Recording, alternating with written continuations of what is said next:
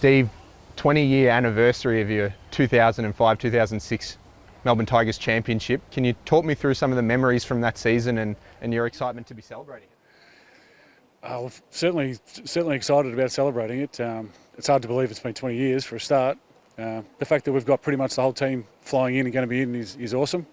I really appreciate Melbourne United putting together a little function for us to recognise it, which is great.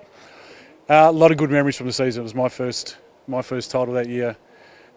Started a little bit slow, but once we kind of got cooking, then we kind of rolled through, and very exciting, great memories. I guess when you look at that season and the run you were able to get on, can you talk about, I guess, the importance of the depth of that squad and the trust you all had within each other?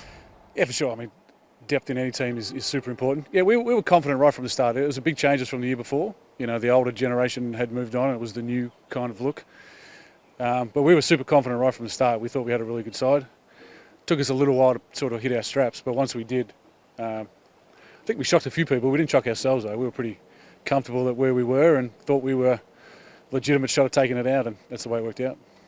What's it like for you, obviously, getting to celebrate the Game 2 victory at the Cage and now getting to celebrate this 20-year anniversary at hopefully a sold-out John Cain Arena? What's it been like for you seeing the growth of basketball in the NBL and in Melbourne?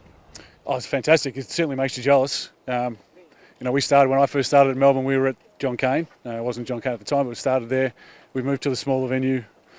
Had some great success and great crowds, and the atmosphere was awesome, but you know, nothing's going to beat 10,000 people at John Cain. So the games that I go along to, I certainly get you know, a little envious of the crowd and the exposure and everything that goes on. But still happy about my time for sure. And I guess getting to be there for a rivalry game with the two Victorian teams in the NBL now, you know, how much does that make you sort of reminisce on those big rivalry games that you used to play in the NBL? Rivalries were great. I mean, back in you want to talk way back, you're talking about the South East Melbourne Magic and the Tigers and those sort of teams. For us, we played the Dragons in a 5-game series, which was you know, 5 sellout games across the different stadiums.